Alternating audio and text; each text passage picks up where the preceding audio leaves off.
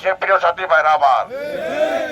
যারা এই নির্বাচনকে বানচাল করতে চায়, যারা এই দেশকে একটা অনিশ্চয়তার মধ্যে ফেলতে চায়, এই গভীর ষড়যন্ত্রে যারা লিপ্ত, তারা এই কাজটি করে যাচ্ছে প্রিয় সাথী ভাইরা আমার।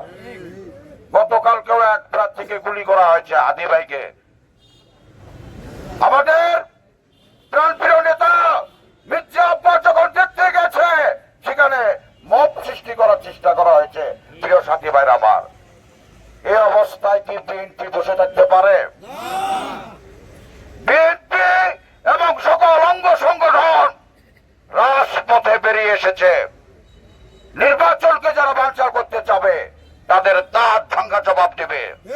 সন্ত্রাসীদের কালো হাত ভেঙে দাও, ঘুরিয়ে দাও। সন্ত্রাসীদের কালো হাত ভেঙে দাও, ঘুরিয়ে দাও। দুর্ভাগ্যের দালালেরা হুঁশিয়ার, সাবধান। দালাল তোরা পারিস না, বিবেচনা থাকবে না। আমরা দীর্ঘ 17 বছর আন্দোলন সংগ্রাম করে এসেছি।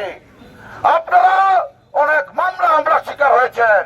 আজকে একটি গণতান্ত্রিক নির্বাচন হবে, সেটাকে বানচাল করার পায়তারা হচ্ছে। আজকে থেকে আমরা মাঠে থাকবো, রৌমারীর মাঠে ছাত্রদল, যুবদল সহ সকল অঙ্গ সংগঠন মাঠে থাকবে সর্বদা। যারা এই সন্ত্রাসীরা বিশৃঙ্খলা সৃষ্টি করতে যাবে, সাথে সাথে তা প্রতিরোধ করে তুলতে হবে প্রিয় সাথী ভাইরা আমার।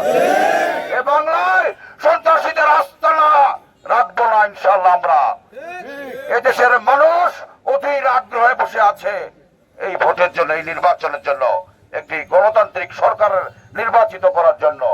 এটাকে কোনোভাবেই ব্যাহত হতে দেওয়া যাবে না। আমরা রাজপথ ছাড়ি নাই, বেগম খালেদা জিয়ার ভয় নেই।